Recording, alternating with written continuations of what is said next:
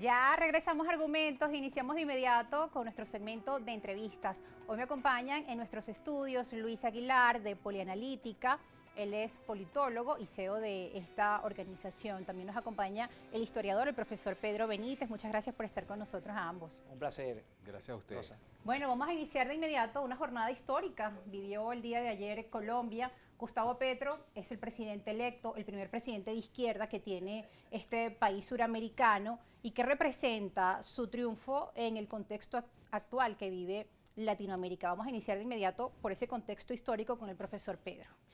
Bueno, fue un momento muy importante para Colombia. Colombia demostró que ratificó que es una democracia, un proceso democrático, en paz, sin mayores incidentes, nada que ver con lo que ocurrió lamentablemente en ese país en los años 80 y 90. Como venezolano hasta me dio un poco de envidia la transmisión de los datos, resultados, ¿no? Sobre todo. A las 4 cerraron las mesas, no hubo ningún tipo de problemas con la registraduría, no tuvieron a nadie hasta la medianoche de los resultados, que era un temor que había, si era un proceso muy sobre todo porque los resultados cerrado. Además muy estrechos, exacto. Bueno, fue un resultado amplio, no fue arrollador el triunfo de Petro, pero fue importante, fue un resultado amplio. Creo que son 700, un poco más de 700.000 votos. Ganó en las ciudades más importantes del país, con excepción de Medellín. Y desde el mismo momento, en pocas horas, la gente, en pocos minutos incluso, la gente por el sistema de preconteo pudo ver, seguir cómo se iban publicando los resultados de las elecciones sin ningún problema, ningún incidente, ningún misterio. De modo que, bueno, yo felicito de verdad a Colombia por este paso tan importante que, bueno, es parte de la normalización democrática que debe tener todo país, que así se precie. Y se dio una participación bastante alta, Luis, para los estándares colombianos, ¿no? Bueno, Rosa, buenas tardes. Gracias por la invitación. No, saludos a todas las personas que nos están viendo a nivel nacional. Como decía el profesor Pedro Benítez, la registraduría de Colombia se tardó 50 minutos en escrutar el 98% de los votos. Okay, eso es un récord mundial desde el punto de vista de los procesos electorales. Ayer sucedió un hecho histórico, profesor. Por primera vez un líder de izquierda llega al poder en Colombia. Por primera vez una líder afrocolombiana, Francia Márquez, se convierte en la primera vicepresidenta de la República y sin duda alguna la segunda vuelta presidencial en Colombia se convirtió en el mejor momento político de Gustavo Petro para acceder al poder. Ayer en su discurso el presidente electo Gustavo Petro, donde habla 40 minutos, revela en cuáles son los elementos fundamentales en los cuales se va a enfocar su gobierno en el tema ecológico, negociación con los demás actores políticos, consensos, relanzamiento de las relaciones internacionales, el pluralismo político y económico. Nos llama mucho la atención que Petro hace énfasis en que desde el punto de vista económico van a desarrollar el sistema capitalista en Colombia y hace un llamado a todos los actores políticos del país a trabajar en función de la reconstrucción de la nación. Y él justamente habla de ese sistema económico que va a mantener el capitalismo porque, bueno, ha recibido muchísimas críticas o lo hizo durante toda su campaña, pues fue comparado con el gobierno de Venezuela. Desde Colombia decía, no, Petro representa el castrochavismo. ¿Qué tanto representa Petro esa fase de la izquierda venezolana? Muchos dicen, aunque él diga lo contrario, finalmente lo va a hacer. Va a seguir esa línea que llevó el presidente Hugo Chávez a Colombia. Profesor Pedro. Bueno, es el hombre y sus circunstancias. En ese sentido yo me permito recordar el libro de nuestro recordado Teodoro Pekov, uno de sus últimos ensayos, Las dos izquierdas.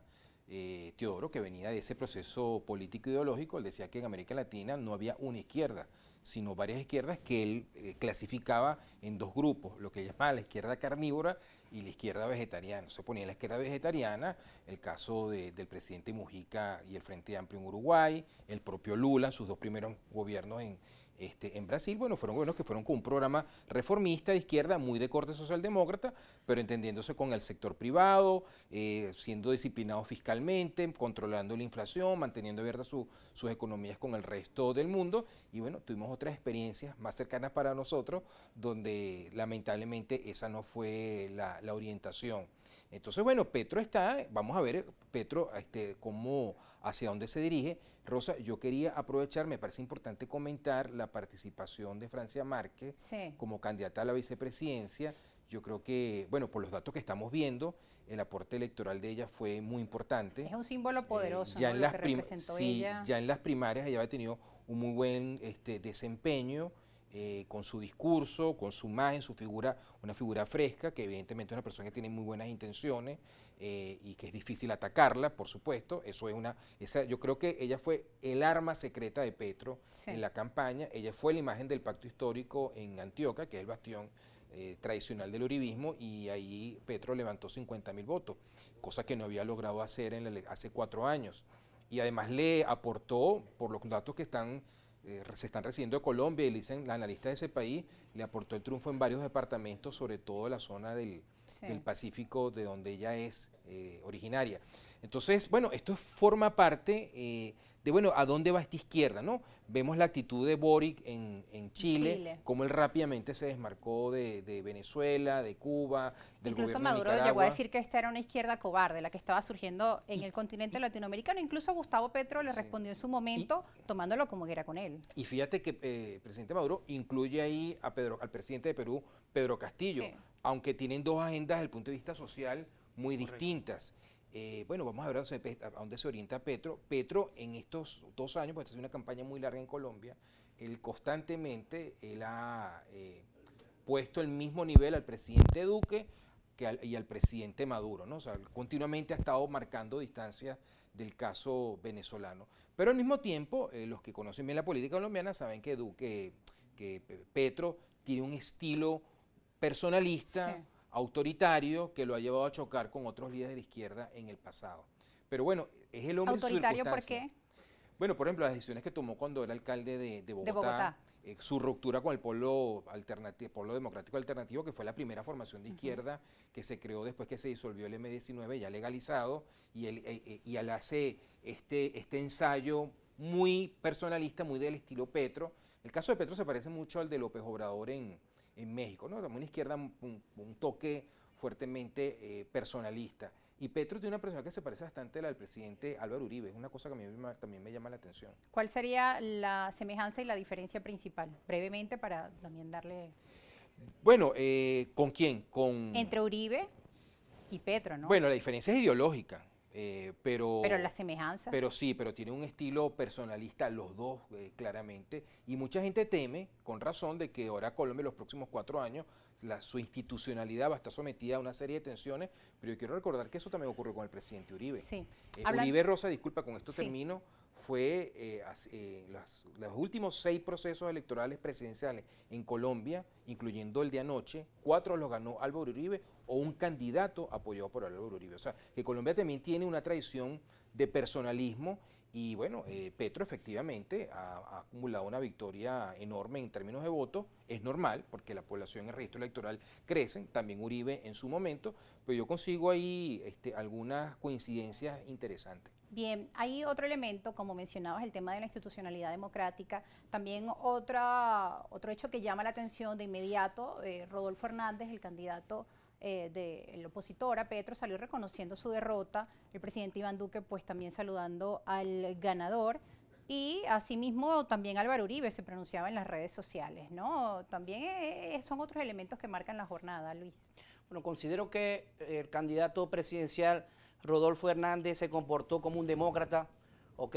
Una vez conocidos los resultados oficiales por parte del ente rector, reconoce estos resultados, igual que el presidente Iván Duque.